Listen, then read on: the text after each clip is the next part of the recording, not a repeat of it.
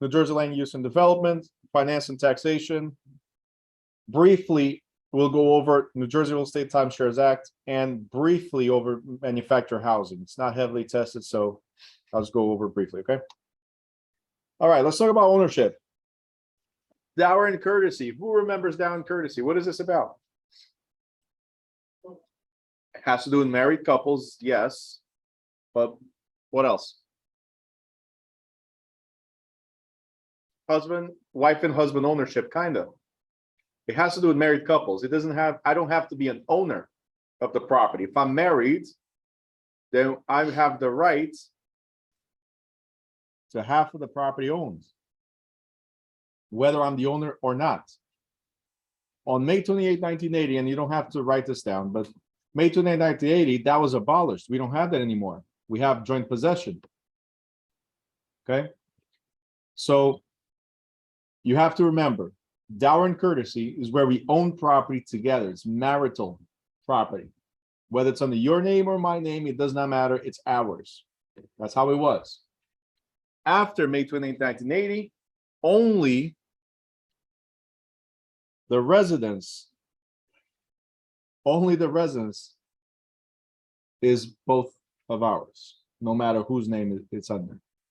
After May 28, 1980, if it's our residence, it's under my name, it's yours as well. If it's under your name, it's mine as well.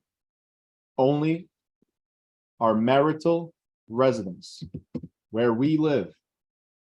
Okay? If you're one of those high-end couples where I live in my house, you live in your house, it's a different story. It has to be the one where we live. Okay? All right. Condominium. How do we establish a condominium in New Jersey? Well, that falls under, or it's regulated by, the Common Interest Real Property Act and Condominium Act, and also Horizontal Properties Act. I didn't put that here. But to create, the owner must record a declaration or master deed covering the essential provisions of the conversion. For us to convert, this is where it might be a question. We have to comply with New Jersey regulations of the Planned Real Estate Development Full Disclosure Act. So let's stop for a second. I'm a landlord. I have 100 units, but I'm tired of being a landlord. So instead of selling the 100 units, I want to make more money. And you guys know when you sell something in bulk, you don't make as much money, right?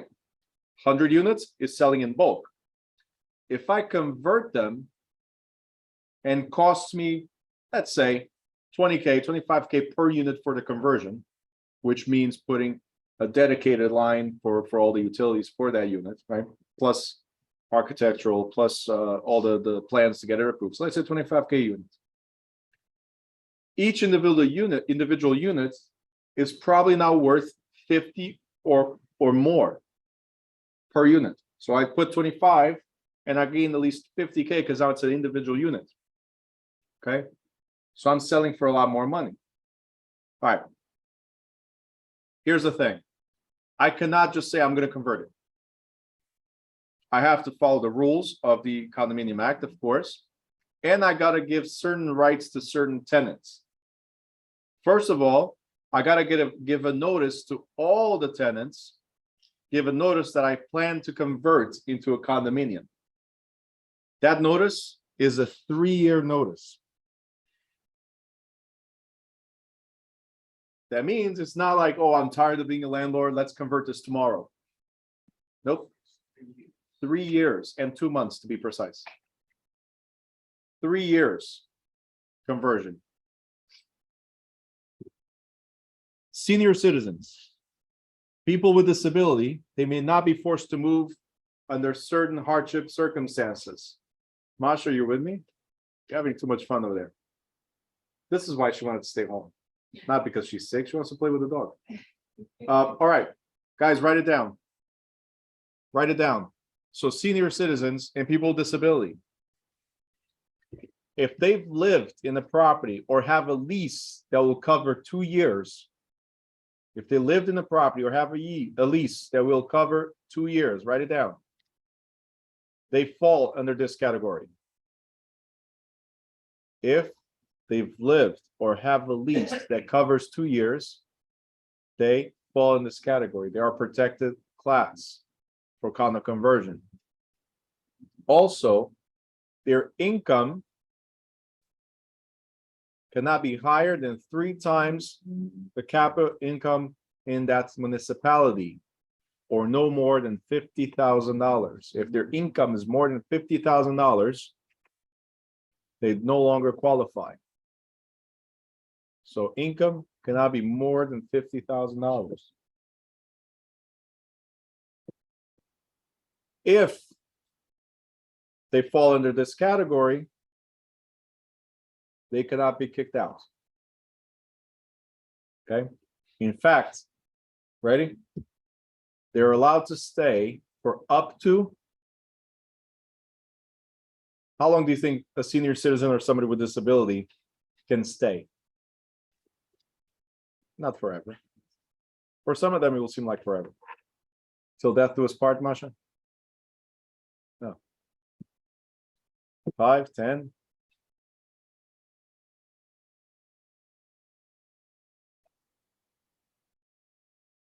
Years. 40 years.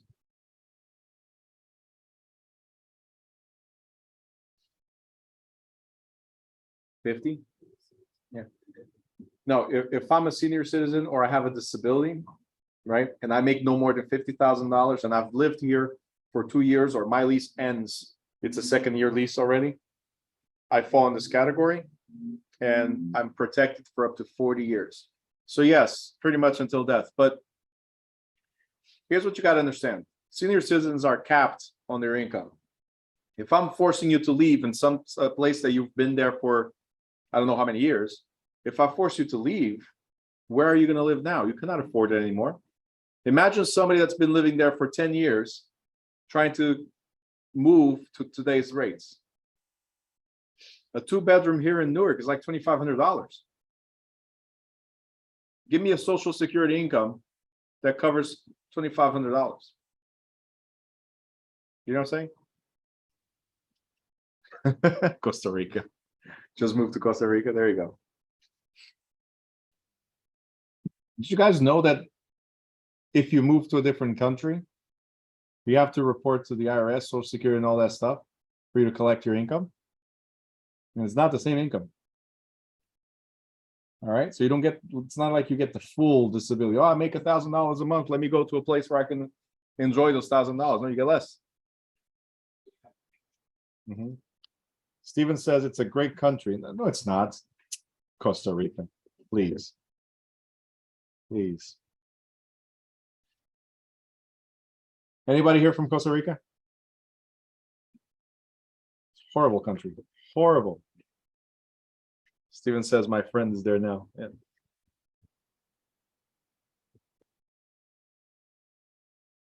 Cheap to buy a home. Yeah, yeah, they could be cheap sometimes. I know. Jennifer is from Costa Rica. That's why I'm messing with her. Zavi says El Salvador is the move. I don't know about that. You guys always all come here under asylum, so I don't know. There might be a reason. Isn't it true? I have a very good friend of mine. He's from Salvador, El Salvador, and it's like, oh, never going back. All right, let's go. Portugal living, well, rated, I think it's the 4th year in a row that's rated one of the top countries to retire. I don't know about living, but retire, yeah. Yeah, retire is deading, so it's not living. But yeah, it's a great country to live. I love it. Jennifer hasn't been there, so to be there, she just passed by. All right, New Jersey land use development. New Jersey land use development. We got ISRA. ISRA is for industrial sites. We have to test the sites before transfer. Okay, so if it's a commercial property prior to transfer, we need to test and remediate. So every commercial property, you got to do at least a phase 1 assessment of the commercial property, industrial property. I'm sorry. Why? because industrial property, doesn't matter what you're producing there, there's a lot of chemicals involved. Some more, some less, but there's chemicals. So the land could be contaminated, right? Wetlands Act of 1970, you got to remember this one. Wetlands Act of 1970. It protects all wetlands, especially tidal wetlands. They must allow public access to tidal waterways, shores, regardless of the type of development. Under the Wetlands Act of 1970, they enacted the Freshwaters Wetlands Protection Act. I'm sure you guys remember this from a class you had with Jennifer, right? She went over environmental. These were the two acts that were mentioned there as far as waters. Wetlands Act of 1970 and the Freshwater Wetlands Act of 1987, which is more like an amendment to it.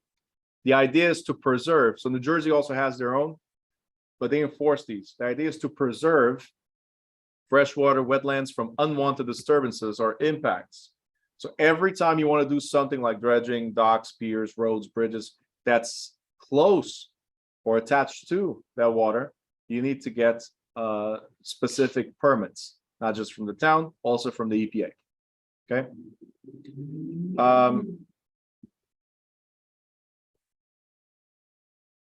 The DEP here is funny. Here in Jersey, you say? I'm like looking here. Do I have DEP here? No. Is it different in New York? They're easier with it? Is that what it is? Oh yeah. They approve things for donating land, yeah.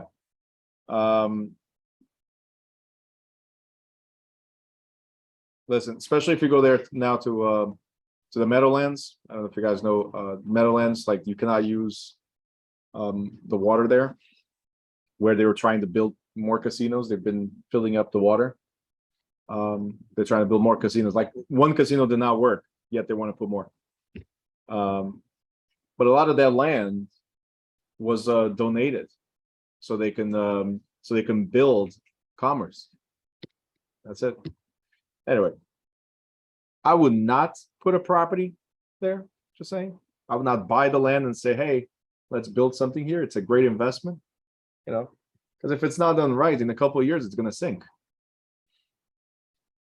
Trade-offs. All right. Anyway, flood hazard area control regulates buildings that might impact flooding and drainage patterns. So you have the Coastal Area Facility Review Act. We covered all this in federal. And now we come to Jersey. Jersey Water Pollution Act. Half an hour later. This is why I say Costa Rica, I don't think is the best place to go. Jennifer took half an hour to say, no, Portugal, I was there twice. Like listening to what I said half an hour ago. How long did you stay in Portugal? Where did you go to? Come on, just saying. 2 weeks. Go there a little bit longer, you're going to see. You'll fall in love. You'll never get out of there. You get locked up. All right. So the Jersey Water Pollution Control Act regulates the water used to minimize pollution, obviously. So what they want to do is, if you're doing something on the water, any type of manufacturing on the water, they want to make sure you don't pollute it. And that's why you have a permit system for pollutant discharges. Because do you guys know how they clear contamination on the land? Anybody?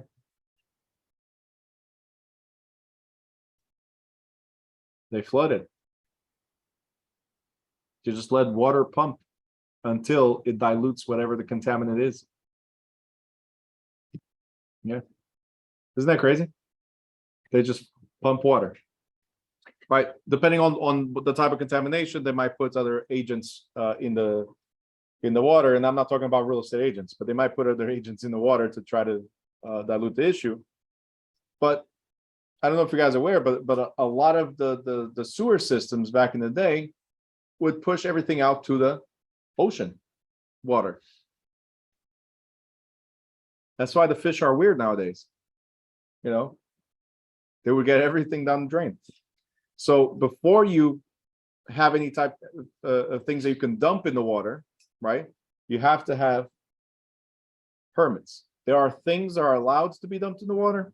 There are things that are not allowed to be dumped in the water because of their contamination levels.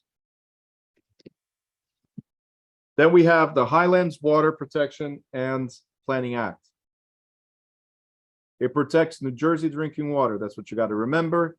And also agricultural lands in Highlands region. Highlands Water Protection Planning Act, it protects drinking water, has to do with drinking water.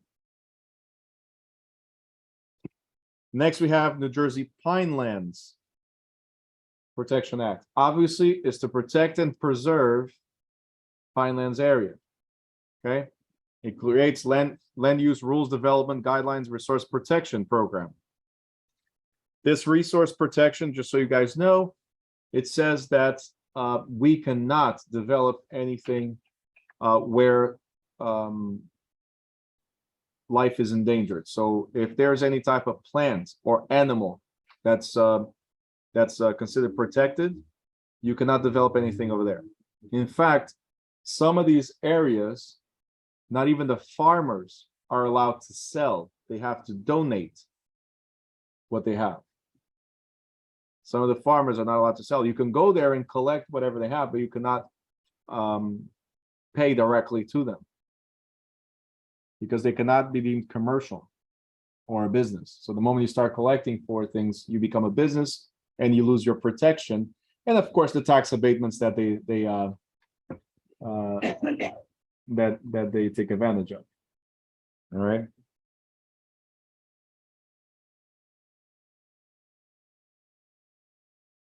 New Jersey Devil, but they pay.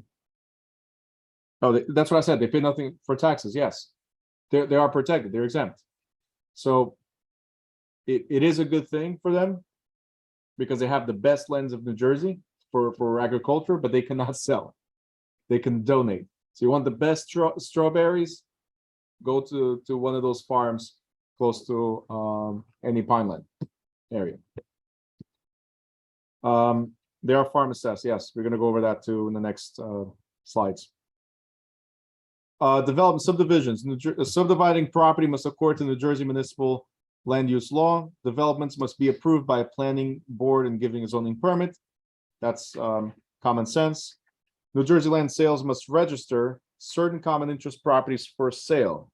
So if you guys remember, we talked about a public offering statement, right? If you're doing a development of 100 lots or more, if you're doing planned unit developments, right, you have to provide a public offering statement. And you must give a 7-day right of rescission. I'm going to repeat this one more time with timeshares. So there's 3 things you need to remember that are very common with the public offering and the 7-day. It's out-of-state property, large developments, so 100 units or 100 lots or planned unit developments, and timeshares. They all have the same characteristics when it comes to the sale. There has to be a public offering statement, and there has to be 7-day right of rescission instead of the 3 business day right of rescission. You guys got it? This applies to out-of-state property, if you remember from yesterday. It applies to large developments, which is what we're addressing now, 100 units, 100 lots or more, or planned unit developments. And it applies to timeshares. Most of the books now that they upgraded some of the parts, they added this stuff. But over the years, I've been teaching Dearborn edition, and there's another book also that was used. They don't address this, but it's in the exam. So I used to get calls sometimes from students, hey, in the state exam, there's a lot of questions about timeshares. Okay. The only question that mentions, there's 2 questions that might mention timeshares. And one of them is, like, what do these have in common? Timeshares, land development, and the out-of-state properties. And out of the answers, it would be public offering statement. Or you would say, when is a public offering statement required? And then look at the answers, it says timeshare or something like that. That's the only time the timeshare is addressed. Or another potential question for timeshares, which we'll talk about later as well, is the fact that you don't own the whole year, is just a portion, which that everybody knows. You cannot fail that one, right? Everybody knows the timeshare is just portion. What you might have not known is this, that you got to have a public offering statement. I hope you wrote it down. Out-of-state property, large developments of 100 lots or more, and plenty of developments, and timeshares. You need a POS, public offering statement, and the 7-day right of rescission. All right, next we have UCC, which is Uniform Commercial Code. This is a worldwide code, the Uniform Commercial Code, right? But, oops, my bad, hold on. This is for New Jersey construction. Okay. I was going to say, there's two UCCs. My bad. So correct this. There's a Uniform Commercial Code, which is the addresses the transfer of businesses. So commerce, right? Here we're addressing building regulations. So it's the Uniform Construction Code. What sucks about it is that both of them are UCC. One is the Uniform Construction Code. The other one is the Uniform Commercial Code. Here we're addressing the construction code. It regulates, because if it's Uniform Construction Code, you know it regulates construction and the types of material that can be used, right? It applies to all existing and proposed buildings and requires permits for construction and usage changes. We also have the Warranty and Builders Registration Act. If you build a brand new home, you have to register with the state. If you're building a brand new, you have to register with the state. What you're registering is a warranty. You're telling the state of New Jersey, I just built this house, and for the next 10 years, I guarantee at least the foundation and the structure of the house. Appliances don't have to be covered for 10 years, only if you want to. Windows don't have to be covered for 10 years, only if you want to. But foundation and structure of the house has to be covered for at least 10 years. So if the house starts sinking because of a poor foundation, true stories, this happens, okay? Because of a poor foundation, the builder is responsible, just like a manufacturer's warranty for a car. The builder is responsible to fix that, okay? It's a bond that they pay. It's not a special insurance, it's a bond. They pay for the bond. They have to be insured and bonded. But when they register, they're also registering their bond against that property. That's why the prices are different for a general construction and for a builder. The prices for insurance and bonding are different.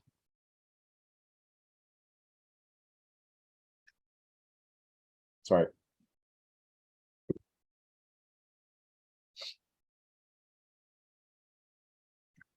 So like I said, at least 2 years, we repair cover defects, and then the structure continues for an additional 8 years. Before you can get the CO, there has to be a proof of warranty. Is it usually cheaper to build your own home than actually buying one outright, or it just depends on time? No, it is cheaper. Not only you're building your own home cheaper, but it's also custom to your likings. But let me put it this way: you have to compare apples to apples. So it's like you don't compare a single family home to a condominium in terms of pricing, right? If you compare a condo being built, I mean a single family home being built and a single family home being purchased in the same municipality, yes, it will be cheaper to build.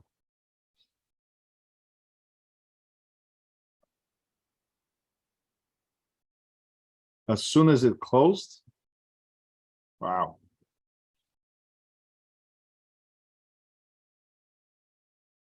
Don't get in trouble for that? The liability is there. There has to be no warranty. All right. Jersey says you cannot do that. Wow. I didn't know that about New York. Because the bond and the insurance. So here's the thing. It's like, let's say you have car insurance, but then it expires, right? Or you get a new insurance. If whatever accident or complaint about an accident occurred while you had the previous insurance, the insurance company still has to cover, even though you no longer exist or you no longer insuring with them. Okay. So the policy was active for any incident that occurred during that period. Doesn't matter where you are now, right?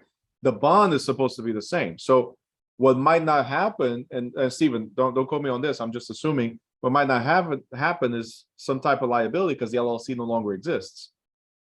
But if there was an insurance active at the time, then I'm sure it was filed when they were getting a permit. The company building the house was usually the address and street LLC. Well, I do that too. Don't have to be a licensed contractor. Well, here, wow. Here in Jersey, you don't have to go to school to be a contractor. You just apply for it as well. That's it. You apply, you pay the bond and the insurance, show the insurance, that's it. Crazy. Anybody can be a GC. Anybody. Even Jennifer. I'm just messing. Jennifer is a contractor. She's great at it as well. So if you guys ever need services, I don't know if she ever mentioned that, but I always recommend her. Yep. Nike, you're saying really? What was that? All those exclamation points? You didn't know, or you're saying, oh, because I said even Jennifer? I don't know. Costa Ricans apparently they have these qualities. I don't know. All right, next. Building regulations.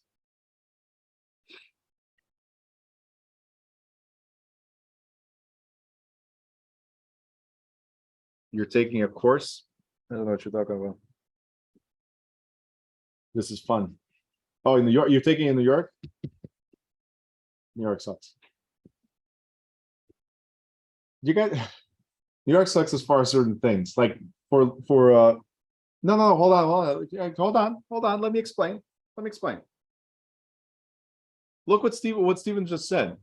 They allow you to close the LLC right now. You could have built the house without any type of proper registration. I don't know. He's telling me, right? Without any proper type of registration. Here you go. Like no liability whatsoever. If a tenant does not pay, you're tied up in court for years. Sorry, it sucks. I'm sorry. There's a lot of things that New York just sucks at. That's one of them. The building, the landlording, like you're stuck. You don't got money, that's your problem. Right? New York is great from afar. It's beautiful. The rats, Jersey has rats too. If I'm a Jersey guy, no, I'm a Portugal guy. Florida's nice, certain areas. Jersey's okay. Anyway, they don't have rats the size of dogs in Jersey. All right. Building regulations, safety requirements. This applies to 1 and 2 family only. You need to have 1 smoke detector on each level. And the smoke detector must be within 10 feet of each bedroom. 1 carbon monoxide detector and 1 fire extinguisher.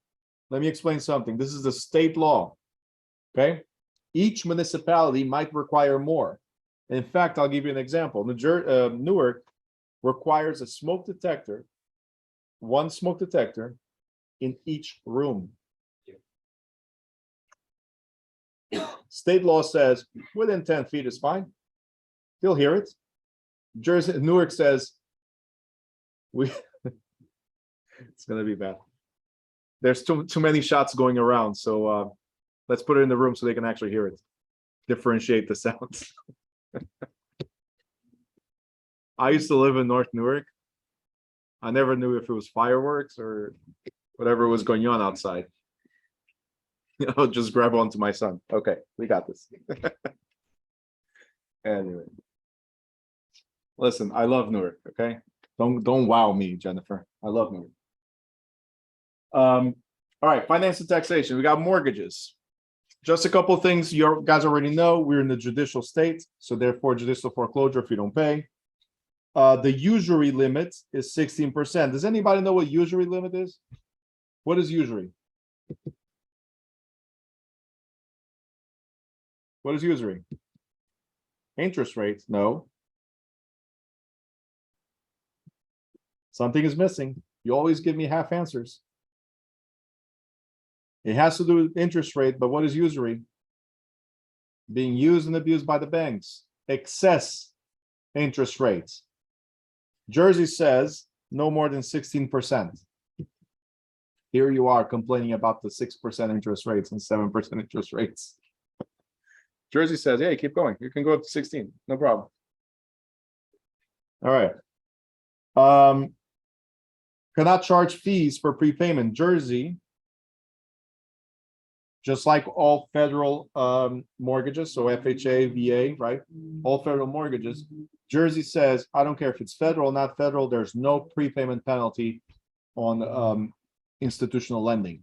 So if a bank wants to lend here, doesn't matter what type of loan it is, there's no prepayment penalty in Jersey.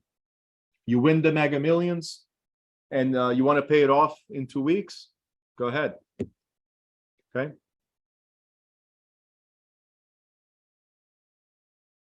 New Jersey Home Buyers Program. We have the NJHMFA is it's almost like NACA or NACA. These are like government grants towards the purchase of a home. It's to help promote ownership. So for low income, Masha, you're with us, right? Okay. Now it's not the dog because I'm sure she's not talking to the dog. Either that or it was a deep conversation, like wow, wow, wow, wow. Anyway, so if you guys don't know what NACA.org is, or if you don't know what government sponsorship is, they give you grants to purchase homes. Okay, so if you have low or no income, you might still be able to buy a home. Okay, you might buy a home with below market interest rates. So if it's at 6% right now, you might buy it at 5 or 4%. If that required down payment is 3.5%, you might be able to buy it, subsidize it, and even buy at 0% down payment. There's a lot of grants out there. They either help you through these programs. They even help you with closing costs, up to 4% of closing costs. Okay. Now, this only applies to owner occupants. It's not going to be tested but as much, but I want to point this out. You can help a lot of people buy homes. I try to bring this up because you need to specialize in something. Some of you will specialize in single family homes only. Some of you will go for multifamily. Some of you will go for commercial. Some of you will go for industrial. Some of you will go for everything at once and then figure out that you should have focused on something, right? But barely anybody goes for VA loans to help veterans, okay, and be the pro at it. And barely anybody goes for low-income products. There's a lot of people out there that cannot traditionally get into a property. Did you guys know that Section 8 is not just for rentals? That there's Section 8 purchases as well? Government-assisted purchase. You can own a home, government assistance, so grants, all right? And they need realtors. They don't show houses, you do. So if you're registered with one of these programs, with NACA, with NJHMFA, or any of these other programs, if you're registered with them, you become one of the preferred realtors. And every time somebody goes through these programs, which is like a seminar they have to go through, right? Once they go through these, how to be a homeowner and how to budget and how to everything programs, they can call you. Oh, you're the realtor in the area where one of our clients is looking to buy, or one of our grantees is looking to buy. You're part of the list, okay?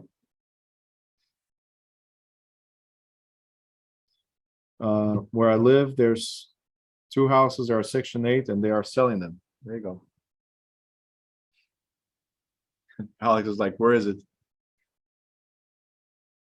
All right, Elvis, is that different from the Jersey First Buyer Program? So under the NJHMFA, there's different programs. There's the First Buyer Program. There's the, did I put it here? Okay, here you go. Sorry. There you go. The Jersey Home Buyers Program, that's what it is. So you have the Home Seeker Program that helps you with down payments and closing costs. Wow, Jennifer, that's so messed up. Text me, I'll let you know. She's already being the realtor. The homes are for sale, guys. Text me and I'll let you know. You saw how she did that? Huh? We've been training them well. Look at that. There's a Smart Starts. There's a Homeward Bound home buyer program and the first time home buyer program.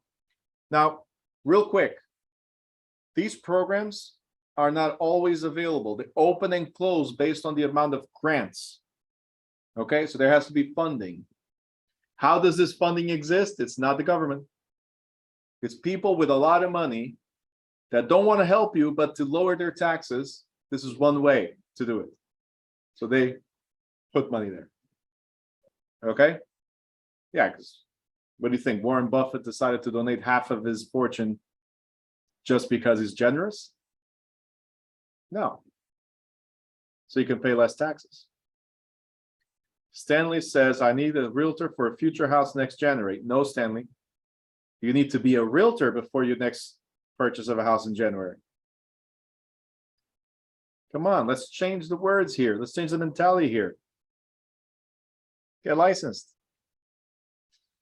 Jennifer says, I can still help. You can. What I meant is he can buy it on his own and use the commission towards the purchase. Lewis, love it.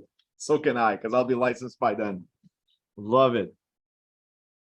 Masha, do we know the details on these programs for the exam? No, you don't need to know. These are stuff that help you in when you're out there. So for the exam itself, like I said, this is not part of it. I like to mention it just like the VA programs, because we can help so many people.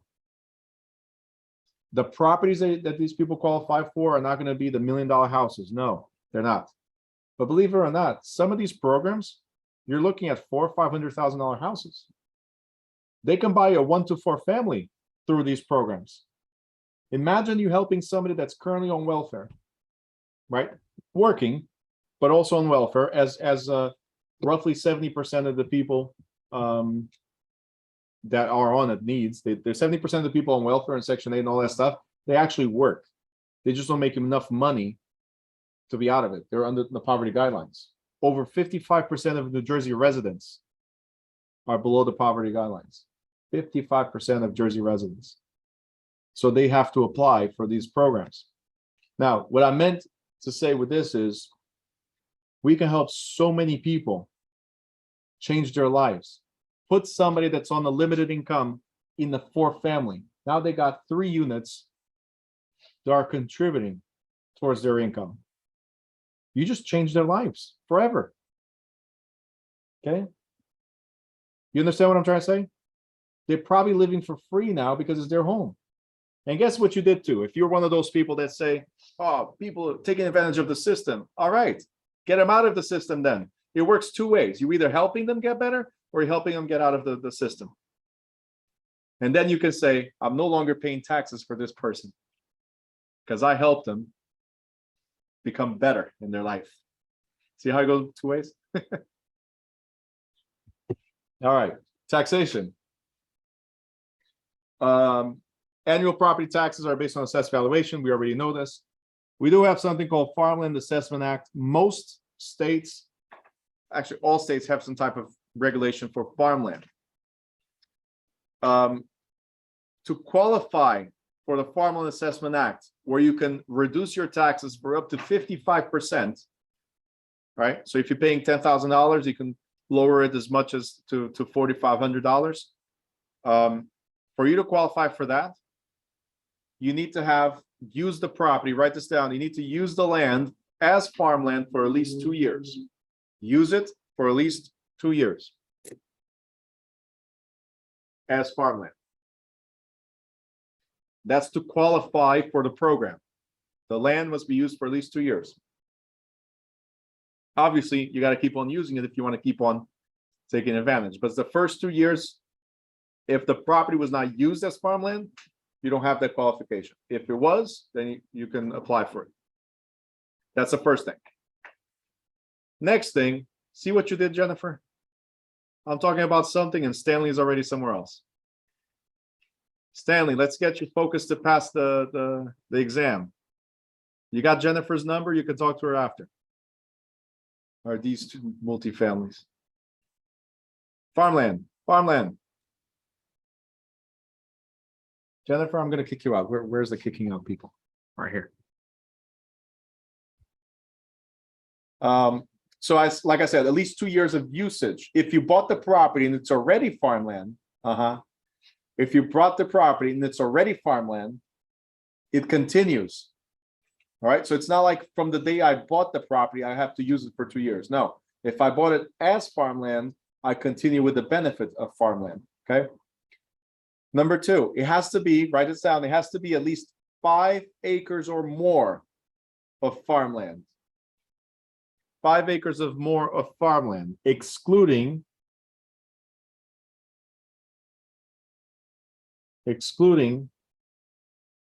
the living area. So 5 acres right here. And this is where you use it daily for your family activities, where the pool is, where the driveway is, where the garage is, where you live and sleep, separate from those 5 acres. So these 5 acres are strictly for farmland.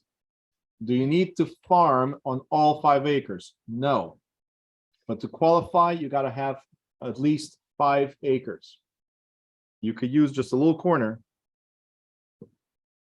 but to qualify, you got to have at least 5 acres plus the site, your living space. Okay. And there's one more requirement. Write it down. It has to produce at least $500 in gross sales per year. $500 in gross sales per year.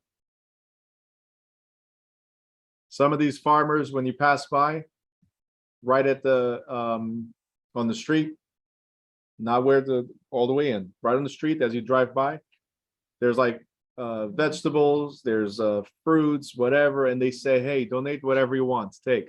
All they're trying to do is get those $500. Now they qualify. That's it. Right? Okay, let's take this out. So that's it for final assessment. Taxation process, guys. We already talked about equalization rates in the taxation chapter.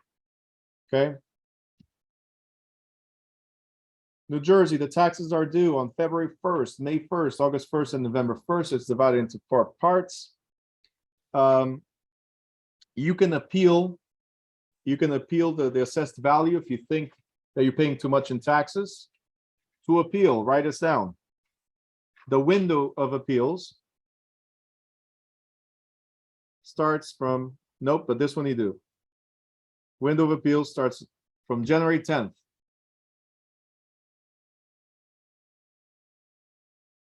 To April Fools. This is the appeal window. Okay. And you're appealing for next year. So if you're trying to appeal this year's taxes, you should have done it last year. This year, you're appealing next year's taxes. Oh, wait, it's past April 1st, right? So now you're only appealing 2024 taxes once January comes. Okay.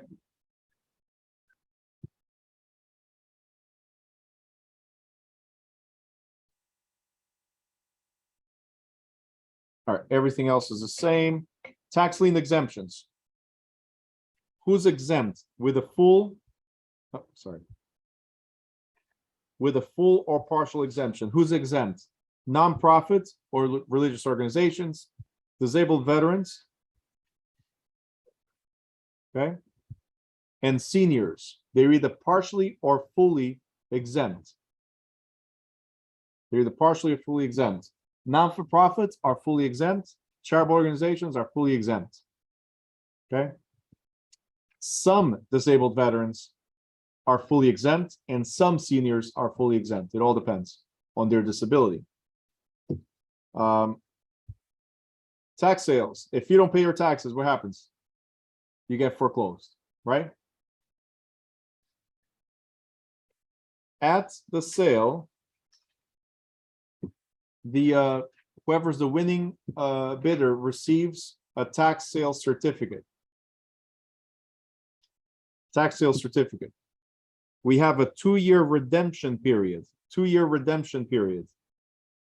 That means for 2 years, I cannot do anything with this property other than say, county recorder, here's my lien. That's the only thing I can do for 2 years.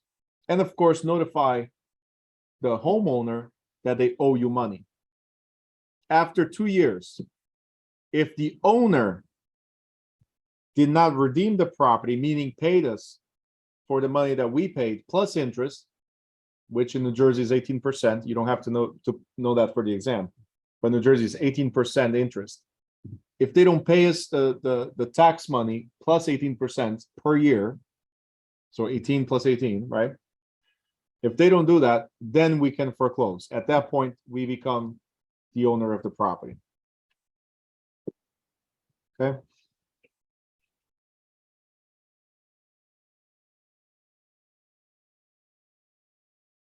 In PA, you lose the property, there's no tax liens.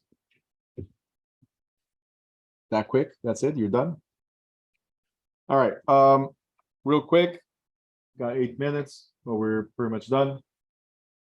Like I said, New Jersey Real Estate Timeshares Act. The only thing you need to remember literally is this, what I told you before.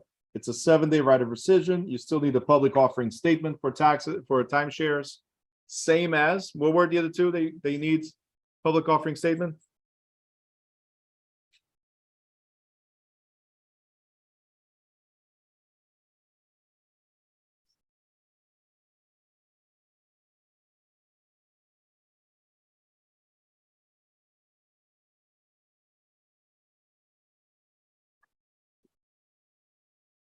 Out of state, large developments, 100 plus units. Very good. There you go. So, and you know that you have an arrangement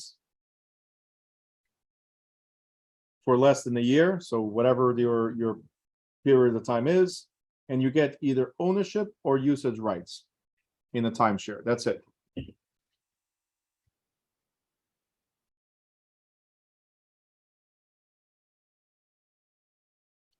All right, manufactured homes versus mobile homes. Not tested most likely, but they're always changing the exam every other year. They put something else there. It's not always the same exam. But I've never seen any question in the state exam regarding manufactured or mobile homes. But I have to address it. Okay. HUD defines mobile homes as built prior to 1976. From there on, they're called manufactured homes. HUD regulates quality standards for both. Manufactured units have a higher quality building standards. Some of these mobile homes, as we call them, some of these are really nice, really, really nice. I don't know if you guys see it on TV, but whew. Yeah. Now, what qualifies a mobile home?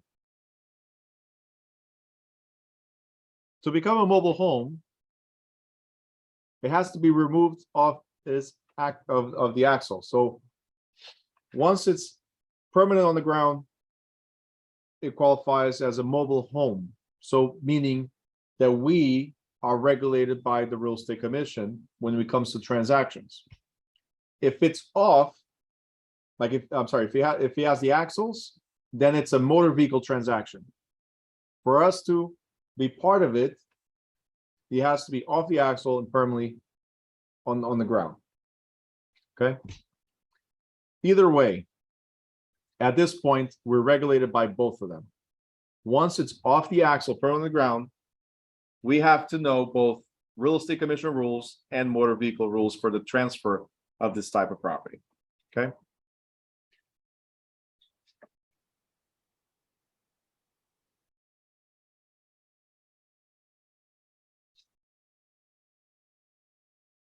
Oh, I've seen these.